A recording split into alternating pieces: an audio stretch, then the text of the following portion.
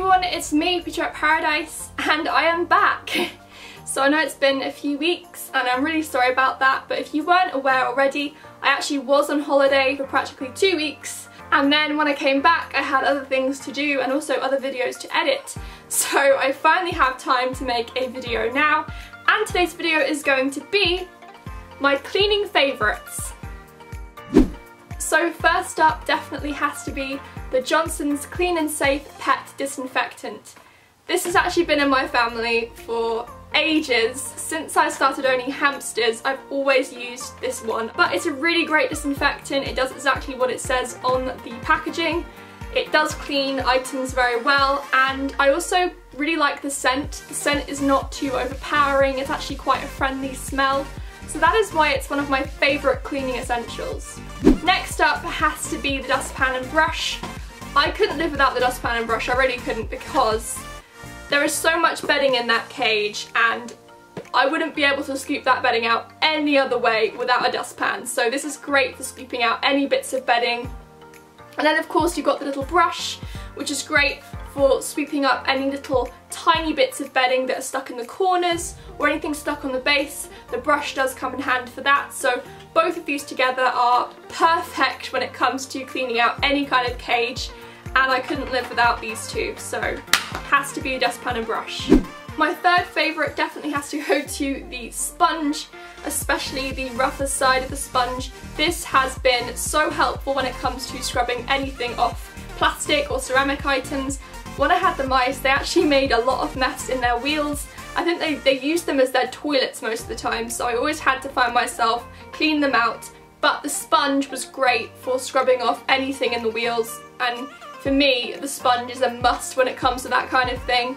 Any kind of wheel peers, if you have those, they do happen, and sponges can be great for that kind of thing. And my fourth one, which is very tiny, is cotton buds.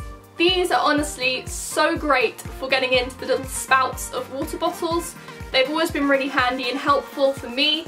You'll always find that, you know, between the little spouts, it's just the right amount of width to go into the spout, and you will get little bits of grit that come from outside the spout. It's just great for getting inside those little tiny little cracks and crannies of anything really, actually. So these are really useful if you haven't already tried them.